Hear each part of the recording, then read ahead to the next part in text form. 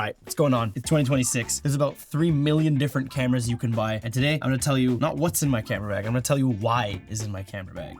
Starting with a bag. So the bag that I have selected is the Tenba Axis. This is an extremely rugged bag. I'll tell you the main things that stood out to me and why I selected this one. Water bottle holder, very important.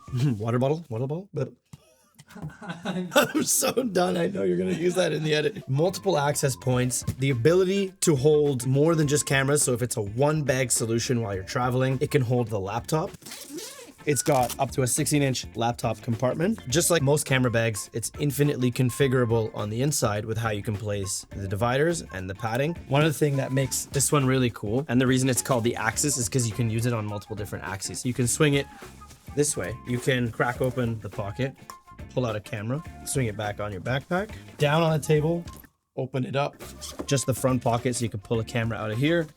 Like the name implies, 3 axes. 1, 2, 3. So partially what's in my bag, but it's mostly why is it in my bag. The camera. A full frame, 4K capable, hybrid camera. I've selected this Sony a7S III, a bunch of other cameras that fit this description. It's a one camera that can do photo, it can do video, it can do high frame rates, it can do 4K. It's 2026. If you're not shooting 4K, just, you know, like don't be shooting 1080p anymore. Just don't. My favorite lens, 24 to 70 mil at an f2.8. There's the native lenses by the manufacturers. This one's a Sony lens, but there's also the aftermarket brands that do them too. This lens can be used in 90% of situations, paired with a wide lens, which is currently on our shooting camera right now. Those two lenses with the hybrid camera can serve just about any situation we might be in. Audio, shotgun mic. This one is the Rode NTG Pro. It's rechargeable. It has a couple really cool features and really good audio quality. A shotgun mic allows you to capture high quality audio in the action without having to fiddle with clipping a microphone on your subject, stick it on the camera, away you go, high quality audio. When you do have more time, lav mics are an incredible way of getting high quality audio out in the field. These are the DJI mics. They function like rechargeable earphones. These speed up the workflow and allow you to capture high quality audio in a majority of situations. And in this case, this kit has 2 microphones, so you can do conversations with people or you can capture high quality audio from multiple people at the same time. I've chosen these ones specifically because they can pair directly with our DJI cameras, which I'll get to in a moment. Now, this is actually one of my favorite parts. These are the Shure monitors. These essentially function as earbuds, monitors that performers use on stage because they're clear and they deliver a pretty accurate sound to your ears. As someone who shoots events and motorsports, it's extremely loud. You can pop the earbud off of the earphone and just put it in your ear and use them as earplugs. Everywhere you go, you have earbuds to monitor your audio because you want to make sure your levels are right, and you have detachable earplugs. You need one of these. You ever seen one of these? It's a rocket blower. It blows dust off of your lens and your sensor so that you're not spitting on it with your mouth. 5-inch monitor. It's a on-camera, on-gimbal monitor so that you can see your framing and get a better idea of how your final image is going to look.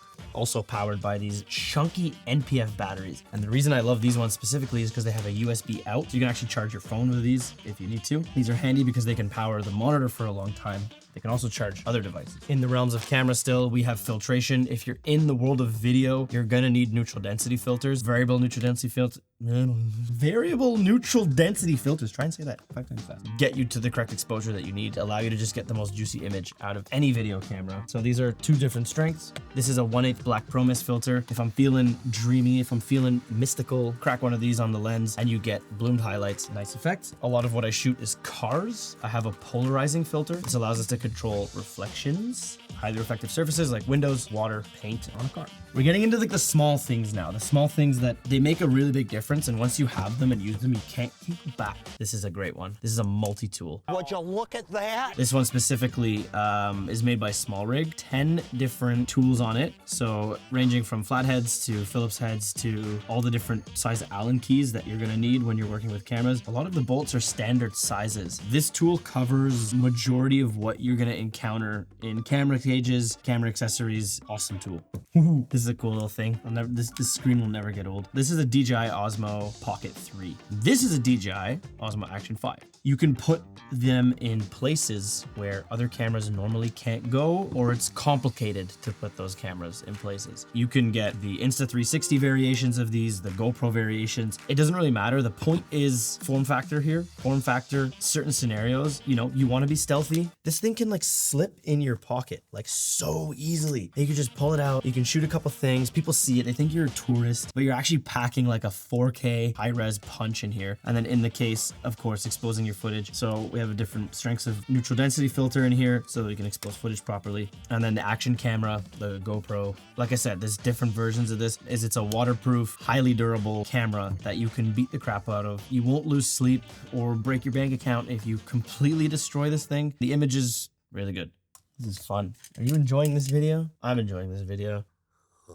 This is magic, what is it, Ryan? Magic arm? Friction arm. Friction arm, magic arm, and essentially it allows you to mount whatever you want, almost anywhere you want that can receive these threads. Like I said earlier, they're standardized threads. So camera cages and tripod plates and everything in the realms of the camera world will have standardized threads, which makes life really easy. This kind of segues into another tool, top handle for the camera.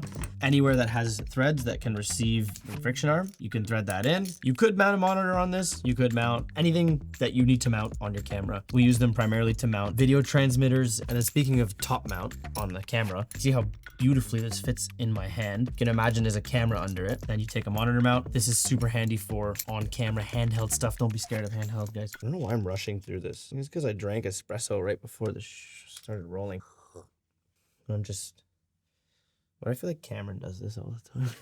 HDMI cords, you can honestly like never have enough of these when you're running external monitors. These are your life source. You need to have multiple of these, otherwise you're in a pickle. I like pickles. Pickles are good in like the right setting. You know what I mean? Like an inappropriate pickle. What? Like if you eat a pickle at breakfast, it's weird. But if you eat a pickle at lunch or dinner, it's like completely fine. Bro, what are you talking about? Cables. You honestly can never have enough cables. I know this looks like a mess, but I promise you it's an organized mess. Honestly, every cable that I might need. So starting from mini USB, which that's like a PlayStation 3 controller plug. Then you got micro USB. We've graduated now to Type C, but not everything has Type C. Data cables for transferring data, backup HDMI cords, and then some phone related cords that relate to the phone that I have, which is an iPhone. This one kind of goes without saying, it's an AirTag. The unlikely event happens, the bag goes missing, can't remember where it is. This will give you a mostly accurate location on the bag itself. Sensor solution, sensor swab. So these are specific to the size of your image sensor. This one covers a full frame image sensor, individually wrapped. This is like a cleaning solution. You pull your lens off. You want to do this in as dust-free of an environment as possible, but sometimes that can't happen because you're out in the field. You want to blow off as much dust as possible with this guy. Drip, drip, drip on this. Keep your sensor clean. Having a speck on your sensor not only drives you crazy when you're editing the footage, very unprofessional looking. They get dirty. You're out in the field. You're swapping lenses in the middle of a desert. Try and avoid it as much as possible, but come prepared to fix it. Pens, extra batteries, AA's, AAA's, Sharpies, rain bags allows you to have a hole for your lens and keep it protected from the rain. A rain jacket for the backpack. Okay, most camera bags will come with one of these, but I've been caught in the rain and this has saved my ass. The bag is resilient to water to a certain extent, but it's not like completely waterproof, especially if it's pouring. So this just lets you completely cover the bag.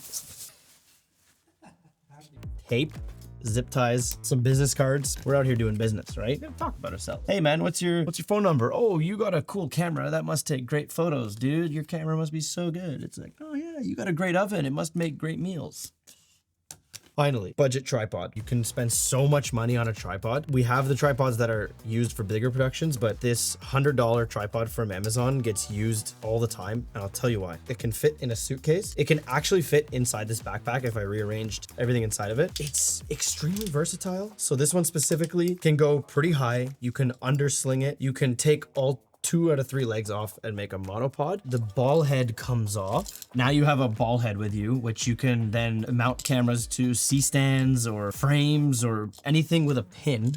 You might have seen these pins. These pins are usually what you see on the top of a light stand or something. This now allows you a flexible mounting point on a stand that was not meant for a camera. So just having the ball head with you is a nice plus. It gets used more than our fancy video tripods. Should maybe not drink espressos before shooting. That is why is in my camera bag. When we're not doing bigger productions, this is the bag that comes out. It's extremely versatile, it's portable, and it can serve as a mini production studio anywhere you go. And as you can see here, it's just on the table. When I need to go, close it up, throw it on my bag. Select tools that are gonna make your workflow better. Don't select the most complex thing because your favorite YouTuber has it and did this beautiful cinematic video with it. Trust me, I've been there and it sucks. A lot of the time I'll be on set with other people and I'll see them use a specific tool and I'm like, that's a crazy idea. So I make a note of it, buy it, add it to the kit.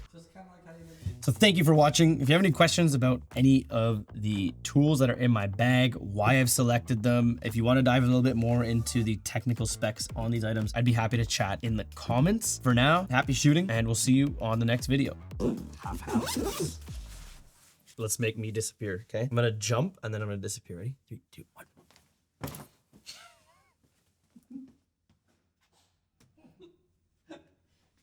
I'm just gonna not do that.